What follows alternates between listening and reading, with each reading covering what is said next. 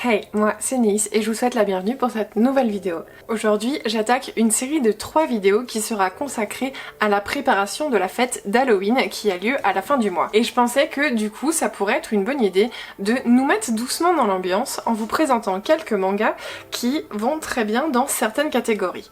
Aujourd'hui, on commence avec des mangas malaisants et j'ai réussi à en sélectionner 3.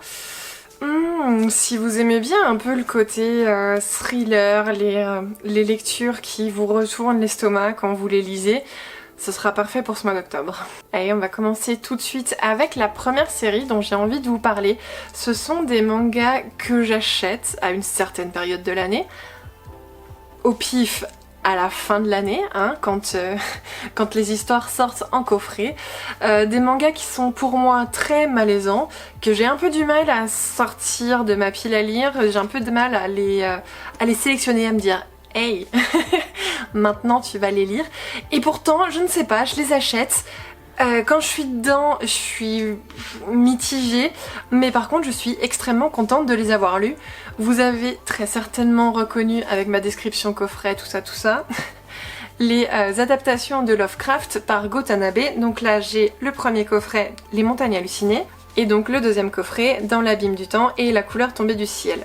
Alors avant toute chose, je tiens à préciser pour ceux qui font comme moi et qui attendent les coffrets, Kiyun nous a annoncé que le troisième coffret serait dispo au mois de novembre, avant les fêtes de fin d'année, donc on va pouvoir avoir 2 nouvelles histoires. Si je dis pas de bêtises, c'est Celui qui hantait les ténèbres et L'Appel de Cthulhu. Comme vous le savez, Kiyun nous offre un très beau packaging pour ses livres, un très bel objet livre, puisqu'on a une jaquette, enfin on n'a pas une jaquette en fait, c'est directement la couverture qui est en effet cuir, donc je pense, j'espère que c'est du faux cuivre. Ce serait dommage qu'ils tuent des vaches juste pour ça. Et on a une gravure sur la première de couverture pour nous faire un dessin, enfin une illustration qui représente l'œuvre. Donc ici j'ai La Couleur Tombée du Ciel, et vu qu'on va parler d'une ferme et d'une météorite qui va tomber sur le sol d'une ferme, et bien on voit tout simplement le décor de la ferme, hein. On a le bâtiment en arrière-plan, on a des humains et on a toute la végétation qui devient complètement folle au premier plan. Sur le dos, ça se voit pas trop, et sur la quatrième de couverture, pareil, on a une espèce de gravure pour nous faire le résumé de l'œuvre. Je trouve que la qualité est vraiment très bonne, on n'a pas du tout de problème de colle au niveau voilà, de la jonction entre la couverture et l'intérieur du livre. On a quelques pages couleurs, c'est pas énorme, mais toujours malaisant et ça nous met en ambiance. Donc des couleurs très très pâles, on n'a pas un gros contraste avec le noir, mais je trouve que ça fait quand même son effet. Ensuite nous avons donc le découpage en chapitres avec un sommaire, et chaque chapitre est précédé d'une page noire. Donc au niveau du livre, alors je sais pas si vous allez pouvoir voir, mais au niveau de la tranche de tête, plaçons des termes techniques, on peut voir très bien la séparation des différents chapitres. Voilà pour la manufacture globale. Maintenant parlons un petit peu des histoires. La première histoire à être adaptée est certainement l'une des plus connues de Lovecraft, puisqu'il s'agit des Montagnes Hallucinées. Donc ici nous avons 2 tomes puisque l'histoire est trop dense pour ne tenir que sur un seul tome. Les autres histoires sont principalement en one shot. Donc ici on va suivre une expédition qui part en Antarctique pour aller faire des recherches scientifiques. Nous sommes au début du XXe siècle, donc c'est un peu la période où justement il y a beaucoup d'expéditions qui se montent pour aller visiter ce 6e continent. Le campement des scientifiques va être un jour dévasté. Le groupe, c'est bien sûr ce qu'il ne faut jamais faire dans un film d'horreur, le groupe s'est séparé en 2. Il y a une moitié qui est retrouvée complètement en charpie, éparpillée aux 4 coins du camp, et l'autre partie va devoir enquêter pour savoir ce qui est arrivé à la première partie de l'expédition. J'ai l'impression que c'est bien souvent le cas avec les œuvres de Lovecraft. Nous commençons directement l'histoire avec un foreshadowing, donc on va voir tout de suite le campement complètement dévasté, on va savoir que quelque chose s'est très mal passé, et ensuite on va remonter progressivement dans le temps pour nous montrer un petit peu comment l'expédition s'est montée. On a des passages à l'université avec les professeurs qui vont préparer justement leur expédition, aller chercher des fonds, etc. On a le moment où ils arrivent en Antarctique, on a les premières découvertes, etc. jusqu'au moment fatidique où le groupe se sépare en 2, et là on peut recommencer le récit à l'endroit où on l'avait laissé en fait au début. Au niveau du résumé, je vais pas tellement vous en dire plus, juste un petit avertissement entre guillemets, si comme moi vous êtes des chuchotes, Oui, c'est une personne complètement chochotte qui fait une vidéo sur les mangas malaisants. Donc si comme moi vous craignez un peu toutes ces voilà, ces histoires un peu cracra dégueulasses, sachez qu'il y a des passages avec des bestioles. J'ai eu un peu de mal à les lire, pour tout vous dire, j'ai dû le lire dans l'après-midi, en début d'après-midi, parce que je savais que si je lisais ces tomes le soir, c'est mort, je dormais pas de la nuit. Donc j'ai pu les lire en sachant que après j'aurai le temps dans ma soirée de passer à un autre roman, un autre manga, et je pourrai me sortir de la tête. Voilà, mais en tout cas sachez que l'œuvre graphique, enfin le style graphique de Go Tanabe rend parfaitement hommage à ces bestioles complètement dégueulasses. On a des paysages qui sont vraiment très beaux, qui sont très bien dessinés, hein. Tout le passage avec les montagnes là c'est vraiment magnifique, ça donne presque envie d'y aller. Presque. Ensuite nous avons eu Dans l'abîme du temps qui est paru, donc là c'est une histoire en one shot qui est assez épaisse, hein. Je pense qu'au niveau de la comparaison on est un peu plus gros qu'un des tomes des montagnes hallucinées.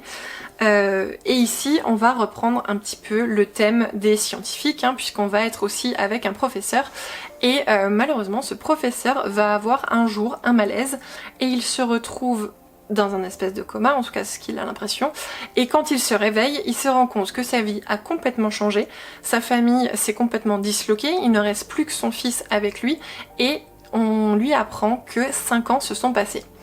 Donc il se dit, ok, 5 ans, qu'est-ce que... Bon bah j'ai été dans le coma pendant 5 ans, sauf que non.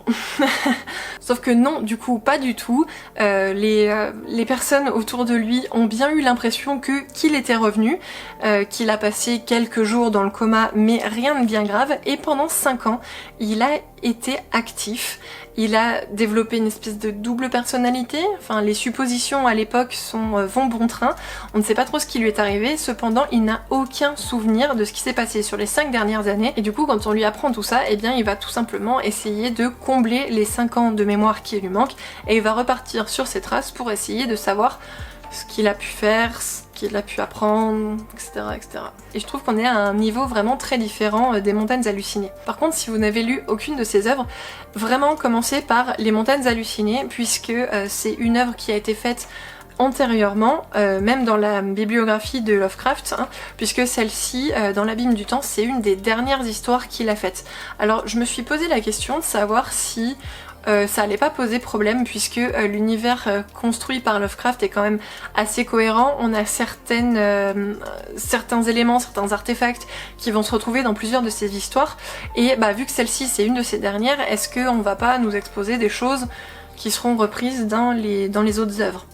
Et enfin, on reprend le plus petit, le moins lourd à porter. Ça fait du bien au poignet. Donc ici, on a la couleur tombée du ciel. Et comme je vous disais tout à l'heure, donc on a une météorite qui va se cracher sur le sol d'une ferme américaine. Cette météorite va apporter plein de désagréments, puisque la faune et la flore vont complètement réagir de manière bizarre à cette météorite. Et on n'est plus tellement dans le délire scientifique, etc. Il y a des scientifiques à un moment qui arrivent pour étudier la météorite, bien entendu, mais on va plus être avec des gens normaux, et moi c'est l'histoire que j'ai préférée. Alors déjà, on n'est plus tellement sur une histoire de vraiment bestioles dégueulasses, etc. On est sur du beaucoup plus soft. Je pense que majoritairement c'est ça qui a fait que j'ai préféré cette histoire, mais on est aussi, donc comme je vous le disais, avec des personnages lambda. On va être plus sur bah voilà, des gens normaux qui vont vivre une situation extraordinaire, alors que bah, quelque part les scientifiques, ils l'ont cherché quoi, ils vont faire une expédition en Antarctique, si ça se passe mal, ils l'ont cherché, ils avaient qu'à pas aller là-bas quoi. Donc j'ai senti beaucoup plus d'empathie envers ces personnages de cette œuvre, et voilà, ça m'a beaucoup plus plu. J'ai pas noté de lien avec les deux autres histoires, donc est-ce qu'elle est vraiment indépendante? Je ne sais pas, l'avenir nous le dira avec les prochaines histoires qui vont paraître. On va passer au manga suivant, puisque j'avais très envie de vous parler de Mauvaises Herbes, publié aux éditions Le Lézard Noir. C'est une histoire qui est complète en 4 tomes. Attention par contre au niveau du prix, hein, nous sommes sur des volumes un peu grands, on a bien ça d'écart avec des tomes normaux. Je crois que chacun des tomes est à 13 €, donc ça reste un budget. Assurez-vous d'apprécier ce genre d'œuvre avant de craquer pour l'intégrale. Prenez le tome 1, lisez-le en médiathèque, quoi qu'est-ce, faites-le vous prêter par des amis, je ne sais pas. Mais en tout cas, voilà, au niveau du budget, ça représente quand même une certaine somme. Mauvaise herbe, ça va principalement être l'histoire de Shiori, une jeune adolescente de 16 ans qui fugue de chez elle parce qu'elle n'a pas un contexte familial favorable. Sa mère est vraiment détestable avec elle, on suspecte qu'elle se fait battre, etc. Donc du coup, pour survivre et se faire un peu d'argent de poche, elle va louer ses services dans une maison close et un jour, le lieutenant Yamada et son équipe vont faire une descente dans ce bordel et vont tout simplement cesser l'activité. Shiori se retrouve donc une fois de plus à la rue, elle va devoir trouver des gens qui veulent bien l'héberger. Alors a priori, il y a quelque chose au niveau de la loi japonaise, je ne sais pas si c'est comme ça en France, jamais été dans le cas, mais en tout cas je trouve que l'explication vient un tout petit peu tard pour la compréhension. A priori c'est illégal complètement au Japon d'héberger une personne mineure, même si elle est d'accord, hein. Donc là Shiori a 16 ans, donc elle est assez grande quand même pour savoir ce qu'elle veut faire, mais c'est illégal tant que la personne n'a pas 18 ans ou n'est pas majeure, puisque on considère que la personne adulte qui héberge la jeune personne est en train de faire un enlèvement en fait, une séquestration. Voilà, donc les personnes qui vont l'héberger risquent super gros et bah voilà, en général ils profitent un petit peu d'elle pour se rétribuer en échange. En parallèle de ça, nous allons donc suivre le lieutenant Yamada qui malheureusement a perdu sa fille et quand il va voir Shiori, il va tout de suite faire une connexion entre sa fille décédée et Shiori puisque sa dernière lui ressemble beaucoup. À ce moment-là, on se dit qu'il projette peut-être sa fille disparue sur les traits de Shiori et qu'il a très envie de la protéger uniquement pour cette raison. Et donc on va suivre ces deux personnages qui vont graviter un peu l'un autour de l'autre, qui vont se croiser, se défaire, qui vont s'apprivoiser petit à petit. Alors pourquoi j'ai mis ce manga dans cette vidéo, dans cette sélection de mangas malaisants? Eh bien tout simplement parce que j'ai eu beaucoup de mal à me défaire de cette histoire. J'ai enchaîné les tomes à une vitesse grand V. À un moment entre le tome 2 et le 3, j'ai dû faire une pause, j'ai dû m'obliger à aller faire autre chose parce que sinon j'aurais boulotté tous les tomes. Et en même temps, je me sentais mal, je me sentais vide. C'est vraiment une histoire qui va nous prendre aux tripes et on va tout à fait compatir avec les personnages. La vie est vraiment dégueulasse avec l'un et avec l'autre. Ils ont juste envie de quelque part sans connotation, ils ont juste envie de se faire du bien l'un l'autre, d'être un peu le refuge de l'autre, mais en même temps tout les oppose, tout les interdit d'être ensemble, tout les interdit de se rapprocher, tout les interdit de s'aider et on a juste envie de crier mais what the fuck, enfin pourquoi la vie est injuste, pourquoi les lois sont comme ça, est-ce qu'on pourrait pas trouver des dérogations dans les cas extrêmes, puisque là on est quand même sur un cas de maltraitance sur mineurs, et non en fait la loi protège rien du tout, la loi oblige Shiori à retourner chez sa mère qui la bat, qui est vraiment insupportable avec elle, trop surplus, pourquoi le système est comme ça. Donc voilà, on est toujours dans cette ambiance un peu malaisante, il y a toujours des trucs qui vont pas, il y a toujours des choses qui sont vraiment injustes. Et ouais, ça a fait jouer un peu ma corde sensible et mon empathie pour le personnage de Shiori que j'ai vraiment beaucoup aimé.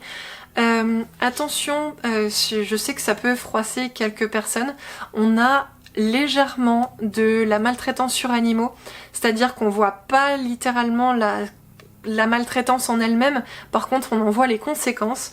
Hein, si je vous montre par exemple la couverture du tome 2, donc Shiori trouve un chat errant, elle s'identifie à lui et elle a envie de le protéger, sauf que ce chat, je sais pas si ça se voit trop, mais on lui a coupé une oreille, là il a une espèce de brûlure sur le dos, enfin voilà, ça peut être aussi très dur et remuant par ces côtés-là, un peu de maltraitance sur animaux. Voilà, je préfère prévenir, si jamais si vous êtes trop sensible, n'allez pas là-dessus. Et enfin, pour clore cette vidéo, je vais vous parler de la troisième et dernière série que j'ai sélectionnée. Il s'agit du Voyage de Kuro, publié aux éditions Kana dans leur collection Made In. Alors déjà, pourquoi cette œuvre rentre dans la sélection 1 ? Je vais vous ouvrir une page au pif. Donc déjà la construction physique du récit est très particulière. Nous sommes toujours encadrés de noir, nous sommes avec des cases verticales, donc on a à chaque fois 4 cases. Bon, des fois ça change, hein, s'il y a besoin de faire des planches un peu plus grosses, il se prive pas, mais voilà, on est sur une construction vraiment très bizarre, très déroutante. J'avoue que pour ma lecture du premier tome, j'ai eu un peu de mal à m'y faire, hein, sinon je voulais reprendre le schéma de lecture classique. Ensuite, au niveau de l'histoire, nous allons suivre le personnage de Kuro, en tout cas c'est la seule information qu'on a au niveau de son nom, qui est une voyageuse qui va parcourir le monde avec son cercueil sur le dos. Nous l'apprenons donc en cours de voyage et nous allons petit à petit suivre à la fois sa progression et en même temps, via des espèces de flashbacks, on va voir un peu ce qui lui est arrivé et les raisons pour lesquelles elle est partie en voyage. Ce personnage donc de Kuro est accompagné d'une chauve-souris douée de paroles qui s'appelle Sen, et on va très vite se rendre compte que le duo est quand même assez mal assorti. Kuro est une personne un peu taciturne, elle est très gentille, hein, elle a le cœur sur la main, par contre elle est un peu renfermée sur elle-même, alors que Sen est tout l'inverse, il est extraverti, il n'hésite pas à faire un peu des blagues, à lancer des pics à Kuro, et voilà, il se complète assez bien. Par contre, il y a plusieurs moments, je me dis mais comment Kuro fait pour le supporter? Au cours de son voyage, Kuro et Sen vont rencontrer deux jeunes filles. Kuro va visiter une maison qui a l'air abandonnée et au sous-sol de cette dernière, ils vont trouver donc deux jeunes filles qui se nomment Ninjuku et Sanju, si je le prononce bien. Et si vous avez 2-3 bases en japonais, vous vous rendez compte que ça veut dire 29 et 30. Si je dis pas de bêtises, sinon je me corrige là. Donc 29 et 30, c'est des super prénoms, on se rend compte tout de suite qu'il y a un problème avec ces jeunes filles. Avec ça, déjà elles ont des oreilles de chat, une queue de chat et un prénom clairement d'expérimentation scientifique quoi. Donc Kuro ne sait pas trop quoi faire de ces jeunes filles, en même temps elles sont toutes seules, elles sont enfermées à la cave de cette maison, elle décide donc de les libérer et de pourquoi pas continuer son voyage avec elle. Ce que j'ai bien apprécié avec ces personnages, c'est qu'ils sont vraiment vierges de toute humanité en fait. Ils ont quasiment rien connu dans leur vie avant de croiser Kuro. Donc à chaque fois qu'elles découvrent quelque chose de nouveau, c'est un émerveillement et elles ont vraiment une joie de vivre qui contraste beaucoup avec le personnage de Kuro. En plus, au niveau du graphisme, bien Kuro est toujours vêtue de noir, elle a un chapeau noir, elle a les cheveux noirs, bref vous avez compris, Kuro de toute façon en japonais ça veut dire noir, ça exprime bien le personnage, et ces deux enfants, ces deux jeunes filles, elles sont toutes de blanc vêtues, elles ont les cheveux blonds, elles sont vraiment très très claires, donc même au niveau du graphisme, on a un contraste très fort entre les deux jeunes filles, et qu'au niveau de la construction du manga, on va avoir une suite d'histoires courtes. À chaque fois que Kuro va arriver quelque part, ou pas, des fois c'est en plein milieu de nulle part, c'est pas spécialement une ville ou autre, et bien on va s'arrêter pour un petit tranche de vie. À chaque fois ça va être l'occasion soit de découvrir des nouveaux personnages, soit d'entrer dans la vie d'une ville ou d'un village, soit alors si on est plus centré sur les personnages de Kuro et de Sen, on va pouvoir en apprendre un peu plus sur leur passé et le but de leur voyage. Oui, parce que j'aurais peut-être dû commencer par là, en fait, si Kuro se met en mouvement et parcourt la Terre inlassablement à travers ses voyages, c'est parce qu'elle est à la recherche d'une sorcière faisant de la magie noire. Je vous en dis pas plus parce que c'est dévoilé assez tard dans le récit, un peu trop tard à mon goût je trouve, mais en tout cas voilà, je vous laisserai découvrir les raisons pour lesquelles Kuro part à la recherche de cette sorcière. Alors quelque part, le fait que l'intrigue arrive un peu tard, comme je vous disais, c'est un peu dommage parce que on va être, voilà, peut-être un peu frustré. Si vous êtes des lecteurs qui ne sont pas patients, vous allez forcément être frustré d'avoir tout ce détalage d'histoires courtes au tout début. Par contre, quelque part, ça nous permet de nous attacher fortement au personnage. On découvre peu à peu le caractère de Kuro qui est beaucoup plus profonde que ce qu'on peut voir sur les premières histoires.